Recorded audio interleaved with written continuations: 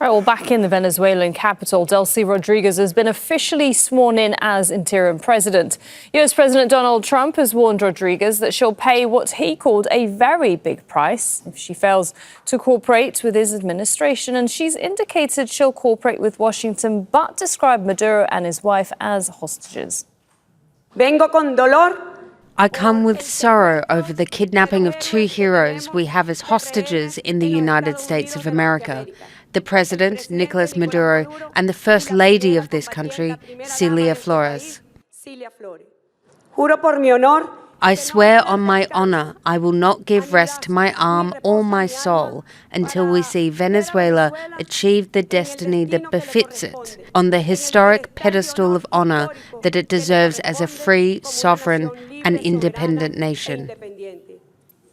Right, well, let's go live to Manuel Rapalo, who's live for us from Washington, D.C. So Trump says he is the person in charge of Venezuela. When he was asked, he said, "It's me." What does that mean then for Delcy Rodriguez, and what happens if she doesn't comply with what the U.S. wants?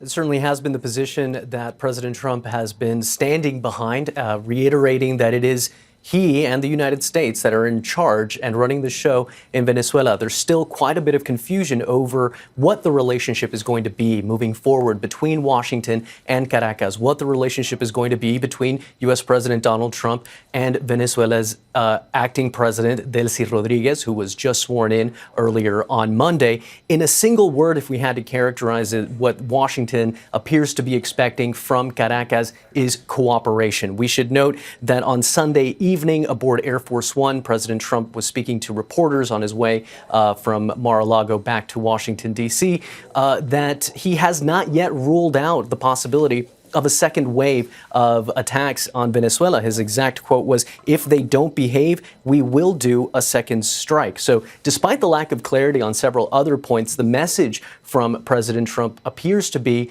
do what we say or face the consequences. And that's a message not only for officials in Venezuela, but it appears to be a message for leaders across the Latin America region.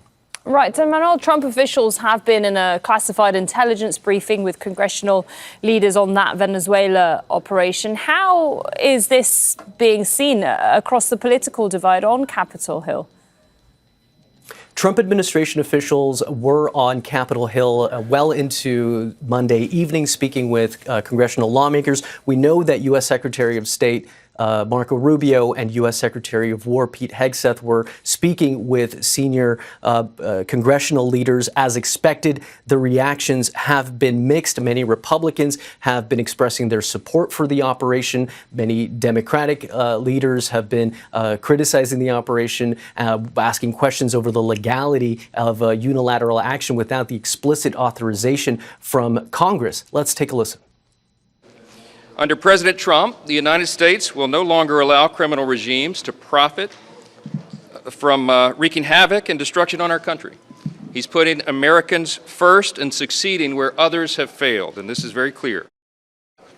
I did not receive any assurances that we would not try to do the same thing in other countries. And in conclusion, when the United States engages in this kind of regime change and so-called nation building, it always ends up hurting the United States. I left the briefing feeling that it would again. So we heard there at the end from New York Senator Chuck Schumer expressing his concern over the type of precedent that U.S. action in Venezuela could set for the rest of the region. Of course, the Trump administration is not only facing criticism here in the United States, but internationally as well over a possibility of a breach of the UN Charter, the possible breach of international law. So a lot more information and questions to unpack here in the days and weeks ahead. Right, of course, many questions still ahead there. Thank you very much, Manuel Rapalo.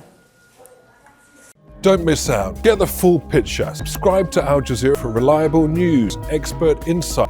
Like, share, stay ahead.